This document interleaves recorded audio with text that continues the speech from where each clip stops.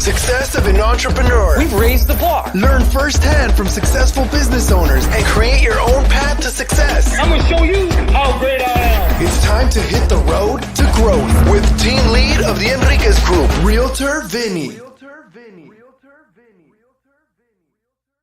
Hi, Realtor listeners. Today I have Aidan. He is the founder and CEO of Natterjack. Hi, Realtor listeners. Also, too, something new. We actually have a sponsor now, Melody Cloud. So if you have looking to just get some relaxation, go in the show notes and go find Melody Cloud. Yeah, love your feedback. Please comment below. But thank you, Aidan, for being here today. No problem. I've got a lot of feedback. Is that on my end? Yeah, you might have the live feed going too, I think, maybe. Oh, I do. Entirely.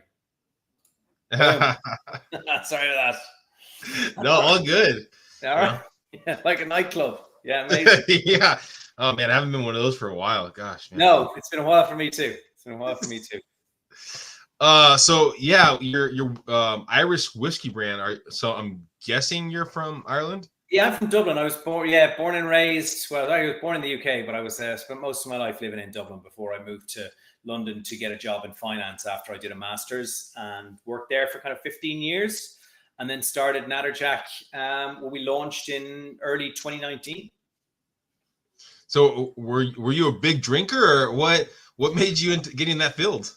Well, no, I wasn't. I mean, I worked in hospitality kind of during my college years, right? And I knew I like a night out the same as everyone else, but I guess my passion came in because I knew I had a favorite bourbon, but I didn't know that I didn't have a favorite Irish whiskey, and I wanted to get out of finance and I wanted to get back into hospitality. So I did want to do something in the beverage space, but no, I wasn't a huge Irish whiskey drinker before starting this off. I mean, but really, I suppose the key point was I figured if it had missed me, it must have missed a load of people. So that's where the opportunity arose for me to get in and start Natterjack. Okay, so you're in the finance space. Were your parents entrepreneurs, or were you planning to start a business in the future, or was this just some kind of epiphany that Look, that's a great question. No, my granddad was an entrepreneur. He owned bars in a place called Thurles in Tipperary in deepest, darkest Ireland in the 50s and 60s. So my mum grew up during that. My dad was a surgeon, so no, not an entrepreneurial background really, but I'd always wanted to build something. I worked in finance, and that's great, but it's not tangible. I was trading equities, trading futures, that sort of thing. And it's like, you never really hold what you're making or what you're producing. And so with that in mind, I knew I wanted to build something. I knew I wanted to build a business, build a team, lead a team forward. And that was a big part of the drive for starting Natterjack, was really to build the team in the likeness that I wanted and build an organization in a way I thought an organization should be run. So you have the epiphany that, well, I don't really have this Irish whiskey that I really like. What do you start next? You start talking to people, start talking to finance. I mean, the money. I mean, what do you do next? 100%, right? So I didn't have the provenance, and Irish whiskey at the time was kind of following Scotch down a path of provenance. Like first field. I didn't have a distillery. I didn't have background. I didn't have a grandfather who used to be a distiller. So what I did was I realized that I had the vision for what product I wanted to produce and what I wanted to bring to market and what flavor profile I wanted, but I needed the skill set. So I went and did a course on distilling in Louisville, where I met our current distiller, Jordan Vai, and spent a month working with him in a distillery in Breckenridge in Colorado. And, I brought to him a bottle of what I wanted to produce, which was a half a bottle of Jameson and a half a bottle of Breckenridge rye, and put it together. And I was like, how we make a flavor profile like this, Irish and American whiskey kind of coming together. And he was like, look, we can do this. All we really need to do is get the really good liquid that we've sourced in Ireland and put it into virgin American oak and really round off those edges. So we get lots of the oak notes and lots of the vanilla, but we keep the Irish smoothness, right? And that was kind of key. But so he was just one of the people. Then Stephen O'Neill, who was the strategy head at Pernod Ricard,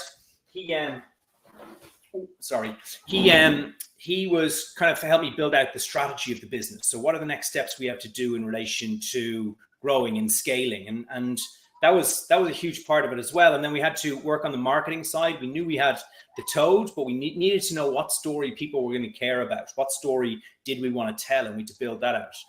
And now we have a team. Let's see, we've got head of operations, head of marketing, head of sales for global, head of sales for US, and about 8 salespeople globally. So it was really, I had to build that out and bring people along on the journey. We also had to raise the funds, and that is when all I had was a half a bottle of Jameson and a half a bottle of Breckenridge in a bottle, and I was standing at a stand. It's a hard thing to do, to convince people to give you the amount of capital necessary to get a business like this off the ground. So that was hard work. So you get the distiller, right? Because that sounded like that was like the first process that you started with. Yeah. Do you give the distiller, I guess, a piece of the company or the future company? Do you Correct. fund money? I mean, how many at the beginning stages of it are you giving a piece of the company compared to actually getting funds to actually hire them as team members? Super question. I ended up probably about 20% I gave away for sweat equity for people to come on board and put their time into it as we built it out. Yeah. Okay. So, I mean, are you able to say at the beginning part, how much away did you give away? Did you bring in 2 other partners, 3 other partners? I mean, I think there was kind of, at that stage, there was 1, 2, 3, 4, 5. Yeah. Okay. So basically everyone was equal shares in essence of the company. No, the company was, I was the majority shareholder. Some people came on, and look, my background was trading equities and valuing equity in a business, right? So what we did was we said, right, if we're going to raise money for the start of the business at this level, right? Yeah. What's the valuation of the business? And once that valuation comes in, what's the value of what sweat you've put in to date? So we can't just go fifth to fifth to fifth, or a third, or whatever the figure is. There's a process with which you look at it and you say, right, what's this worth? What have I put in cash terms, time terms, and idea creation terms, and what are you bringing to the table, right? So what is the distiller bringing to the table? What is the strategy person bringing to the table, finance person, all that sort of thing. So you look at it at a given time based on the valuation of the company. So did you have a roadmap, a relative roadmap of saying, okay, well, the first step is the distiller, but I know that I could probably give up this much to them. The next person is this. I could probably give something like this up if I need it at this point. The next person, or is it simply like, this is what we need next? I got to figure out how to make this work. This is what we need next. I got to figure out how to make this work. It's exactly that. And you've got to bring people along, but you've also got to make sure that they're realistic about expectations, right? So you say, right, look, given everything, because you got to bear in mind, right? I put everything I had, close to probably all in, close to $500,000 into the startup of this business, plus 3 years of my life, right? That's not the same as bringing on somebody who is going to do a job for us in the near to medium term, right? There's no risk involved. They put no capital in. So you got to say, what am I willing to give up from an equity perspective? And that was 20%. And then you play around with that to try and bring on as the expertise that you need. Now, you can't then treat them like they work for you full time, because they've got jobs, right? That's the nature of startups. People are generally happy to come along. And this is all back in 2017 when we were kind of doing these deals, and we were through a lot since then. So some of those people who were involved are no longer involved in the project because of some things that happened over a period. Did you have a mentor helping you out, or was it kind of okay, you did have a mentor, sounds like? Yeah, so early stage, right? There's a company, there's a semi-state body in Ireland called Enterprise Ireland. They help companies who are looking to export. And I always believed this was an export business, right? Ireland's an important market for us, but it's 5 million people. It's not big enough to build a global brand in, right? So I always knew we were export market. And so some of the funding I got, the government funding I got at the start was to support mentoring. So, and that one of our mentors is still on our board today. And so one of my mentors, so with that way, you're kind of having the conversation where they're like, look, we've seen these companies build in the past. Here's what you need to do. Here's how you talk about shares and shareholding. And here's how you represent that to people whom you want to get to work with and for you. And so I use their expertise and their guidance to get to those points. Gotcha. Okay. So now you're you're building this brand, and I know there was kind of a hiccup that happened with basically kind of a semi-hostile takeover. Can you kind of walk us through what happened during that window of time? Yeah. So look, we raised the initial investment, which was friends and family, but also one large investor in 2018, right? So we launched in 2019, and that was great. 2019 was just an amazing year. We were in 6 US markets, 4 global markets by the end of it. We really knew where we were going, right? And then we had then COVID started, right? Now we were in the airports, was our biggest Irish client. And as I say, we were in US and global markets. You can no longer go to those, right? Because the airports are shut down, travel's gone. That's one. 2, we had an inbound interest, a letter of intent for investment in the organization, right? Which was for 45% of the business. Not that we were going to take any money off the table, but that we would have the money to grow, right? And it was amazing. I was like, global hospitality is in free fall here in July 2020, right? The pubs are closed, the airports are closed, hospitality is closed. So I was like, let's do it. But then, and our investor back then was supportive of that. But then 18 months later, we're still in COVID, and that deal hadn't closed. And the interested investor changed the terms, not to 45% of the company, but to 51% of the company and total board control. At which point I was like, that's me. If I was to sign that, I'd sign my own death warrant and the death warrant of all the investors. So I told them where to sling it, and the letter got read out in court. It wasn't my, the email got read out in court. It wasn't my fondest moment when I told them to go and fuck themselves. Sorry, I shouldn't, you can bleep that out. But no, go, cuss away. But that's the truth, right? I was like, I see what you're trying to do, and fuck you. And best regards, Aidan, right? And that focused everyone's mind, mostly focused people's minds against me. But in my eyes, there was no deal. They were trying to screw everyone. They wanted the brand, and I wasn't willing to put up with that again. So that sent us on this kind of journey through bankruptcy protection, what you guys would call Chapter 11, we call examinership in Ireland. And it's a little bit different than Chapter 11. When you go into it, it's like a divorce where anyone can bid on your children. And what I mean by that is, once you go into examinership, myself and the management team are removed from the business, and now we're still day-to-day running it, but KPMG, as it was for us, are overlooking every transaction. They're going through all of our books with a fine-tooth comb. And the venture capital firm who had offered us the money back in July 2020, they put a bid in for our business as well, along with our initial investor. So we had 90 days to try and raise enough money to pay down the creditors and have enough capital to grow the business into the future. So, and they obviously had deep pockets and put a bid in as well. A third party also put a bid in as well. We never found out about them, but so that was how the takeover went. I managed to get the investment done. The company had to be restructured. And that's what I mean, that some of the original partners are no longer involved in the business, because the point about it is, if you're in a situation, and you might know this, but I didn't know it at the time, if you're in Chapter 11 bankruptcy, right, your company has no equity.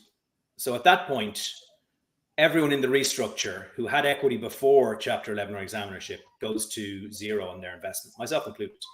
And so that's how brutal the restructuring was. In order for us to stay and keep the business, all of our shareholdings had to go to zero. So that's just a difficult position to end up in. However, we won. We were deemed to be the best capitalized and the team with the best expertise to take the business to the future. And so we exited examinership in September 2022. About 3 weeks later, myself and my wife got on a flight to Austin, because part of the restructure was you've got to come to the States and you've got to sell whiskey. And so I did. So we got on a flight. We came over here, rented a house, flew back to Ireland, got the kids, and landed here in January 2018. Sorry, January 2023. What am I talking about? And so we've been here a little over a year. And we're the uptick in sales figures is quite wild. Like we did 4x. So from 2022 to 2023, we did 4 times our sales targets in the US. And this year we're on track to kind of 8 to 10 times that. So the growth is exponential where we thought we'd be. And look, the other thing is, Vinny, it's proof that we were right. COVID put us in a hard place because of travel and because of the inability to grow a brand when bars are closed. And like that's not us. That's the world. And but now what we're seeing is the strategy we had wanted to roll out really is working, and the brand is seeing, and people are really responding. So it's been amazing. But it was a tough 18 months. Was there any moment in that chapter, well, the bankruptcy, I guess, that you went through, chapter 11, right? Was there any moment where you're like, I just need to do something different. I need to go back to the financial space. Absolutely right. So we were living, we sold our car, we'd moved out of our house. We moved in with my parents for a bit, and then we got an Airbnb because it was cheap, but it was in Wicklow. You wouldn't know where Wicklow is, but it's deepest, darkest Ireland. And it was like $800 a month. And like I had 2 kids and my wife's pregnant at this stage, right? So there's a lot on me. And I was at the supermarket one day and I had 23 euros in my bank account, and Faye had sent me a list for 46 items. And I was looking at it, I was like, there's no way all these items are 50 cents, right? There's just no fucking way, right? So I'm toast here. So, and look, at this point, I'd asked my parents for money. Anyone I thought we were just at the end of it. And I remember Faye said to me, can you win this battle? And I said, I don't know. And it was the first time I didn't know. And she's like, well, you can go and get a job. And I was like, if I do that, right, if I go and get a job, it's over, because no one's going to hire me if I say, actually, do you know what, 50% of my time I'm going to be focused on my whiskey business. And do you mind if I come in and trade equities for you from 7 till 10 in the morning? It just doesn't exist, right? So if we do that, we're giving it away. And I remember she's like, look, well, then we go hammer and tongs after this. And if it doesn't work, if we lose it all, we'll go get jobs and we'll take it from there. So we gave ourselves to the end of the examinership to make the decision on whether we were going to follow through or let it go. And that was 90 days. And after we won the examinership, we found out my third kid, Artie, she was born like kind of 2 days later. So it was an amazing time. I suspect Faye was just like, I'm not having another baby if we're bankrupt. Do you think if you didn't have the support of your wife that you would have dropped it? Or, I mean, if she wasn't in the picture, I mean, do you ever think about that, how things would have been different? Or it's a great question, but I couldn't have done it without her. Yeah. Certainly.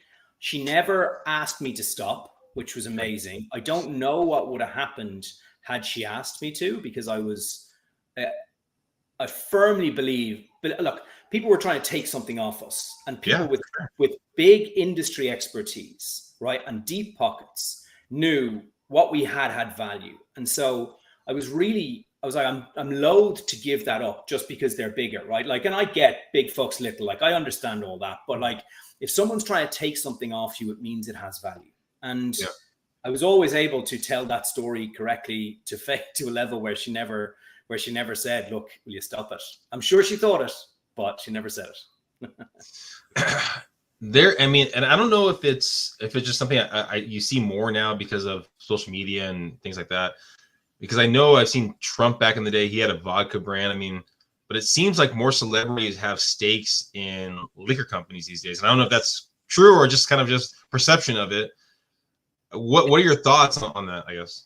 It's blown up, right? So it seems to, because George Clooney and Ryan Reynolds made a shit ton of money on the back of brands, right? And so, there's some reasons why it makes good business sense, but for me, it didn't ring true, right? So, I started this brand. I had, like, if I was to bring on a celebrity now and say, here, listen, who will I, like, a global celebrity, if I was to bring on George Clooney and say, look, myself and George have been talking about this for years, for me, that sounds like bullshit.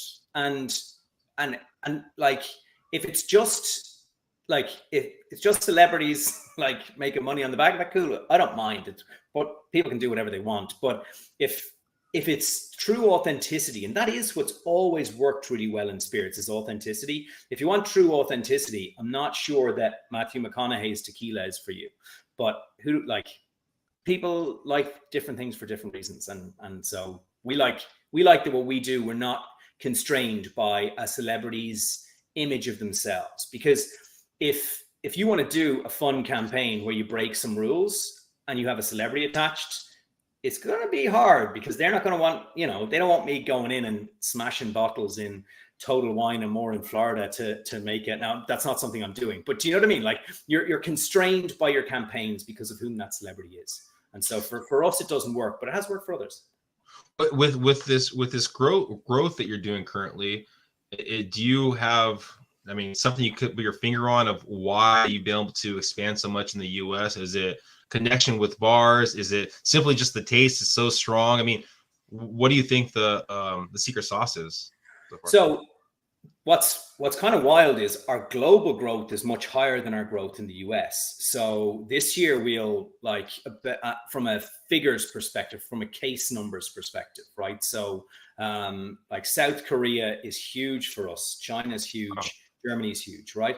Now, it's harder for me to say what it is there. In the States, what it is we're going very hard after getting liquid to people's lips. We have a brand that works. People love the Toad, and the flavor profile. And Jordan has hit the nail on the head there with kind of an Irish whiskey for bourbon drinkers, right? So it's a gateway drug from bourbon to Irish. It's not stuffy.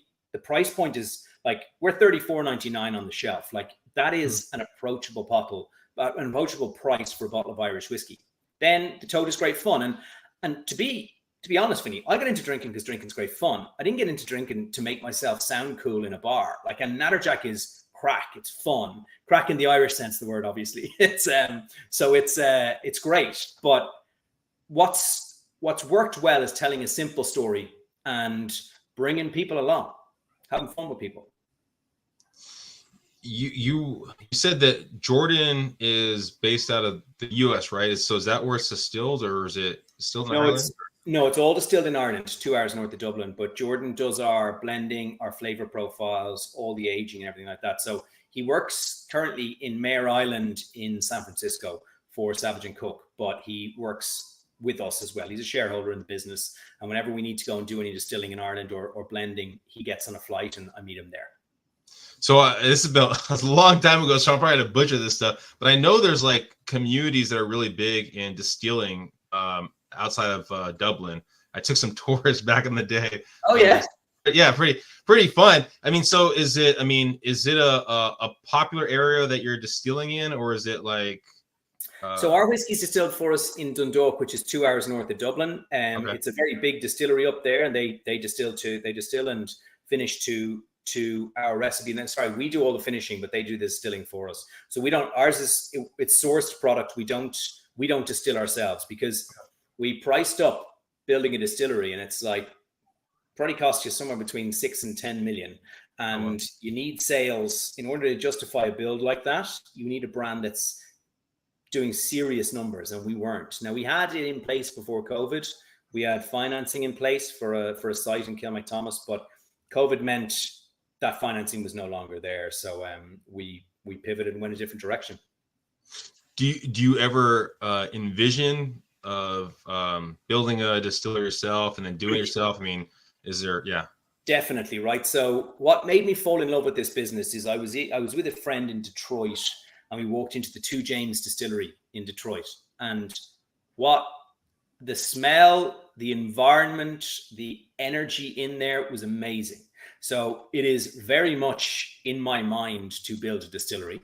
However, we've got to be realistic about what we do, right? If we want to continue to blow up our sales, that involves focusing on our sales, focusing on our marketing, focusing on our new product development. And as we grow and as our footprint increases, the distillery will come.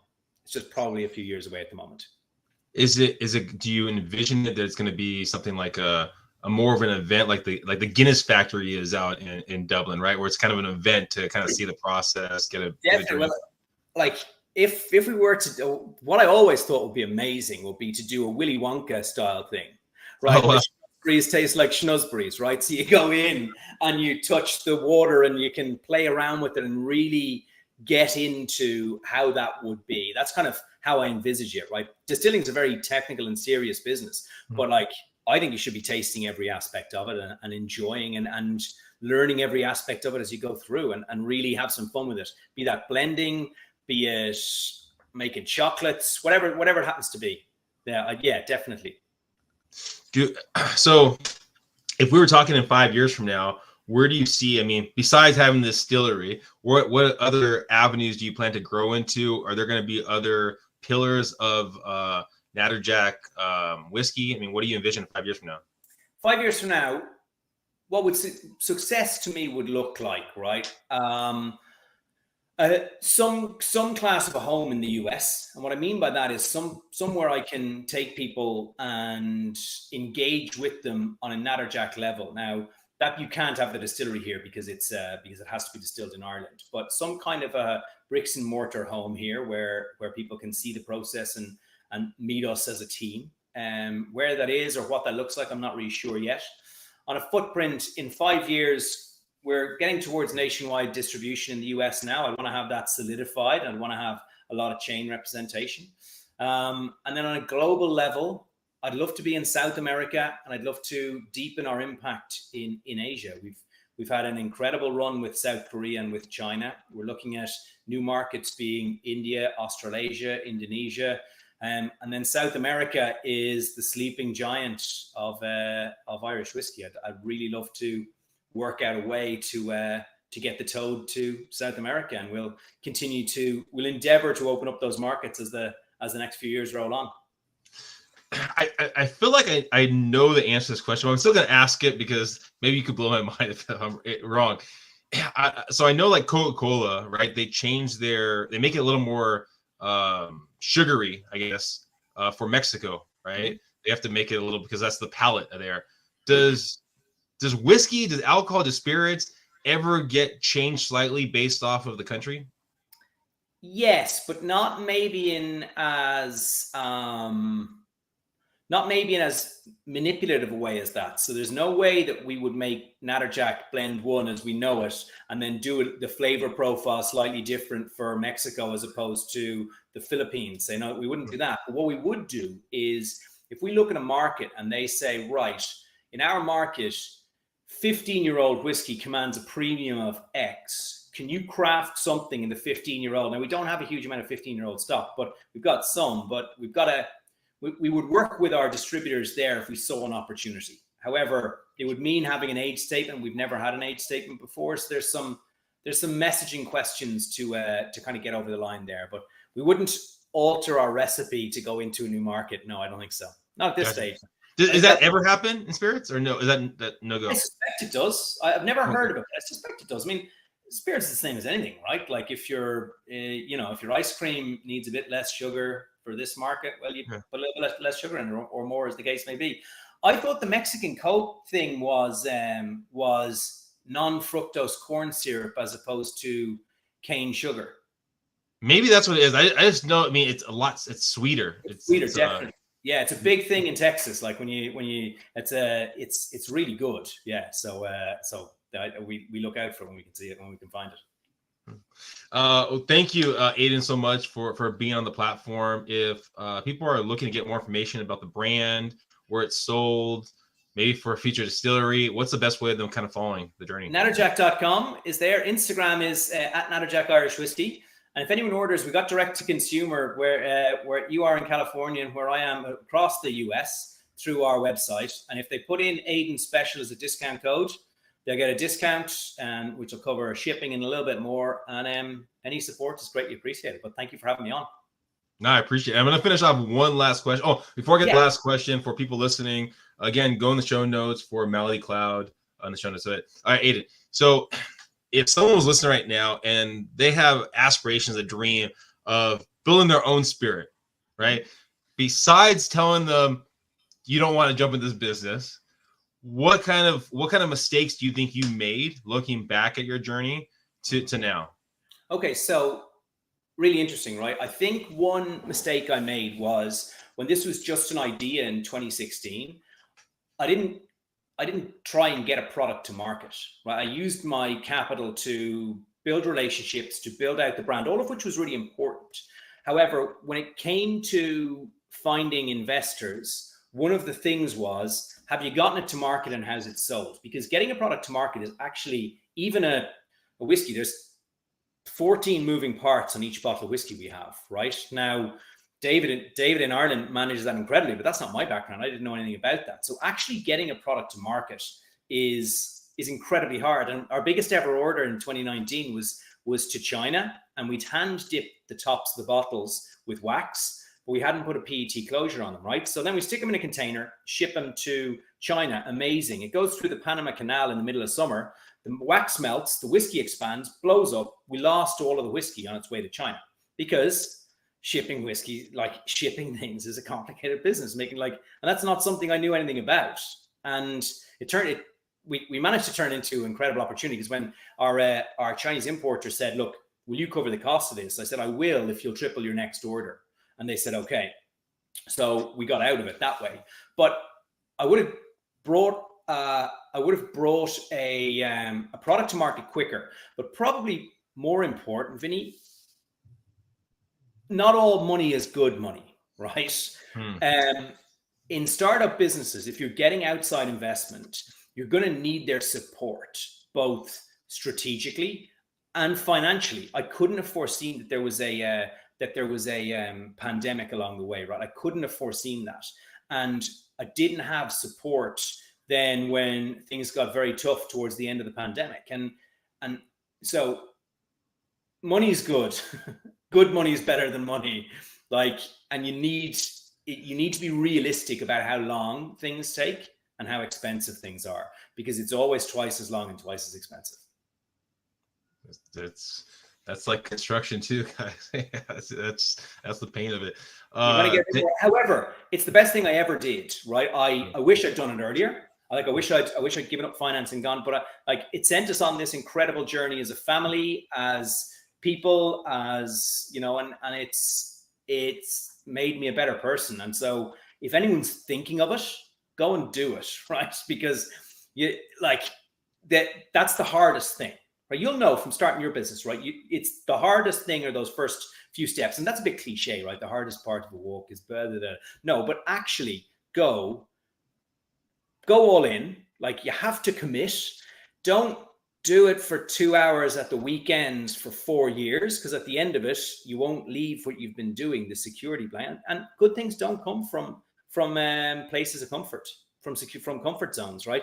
Good things come from going out there and finding out if you can do them. So.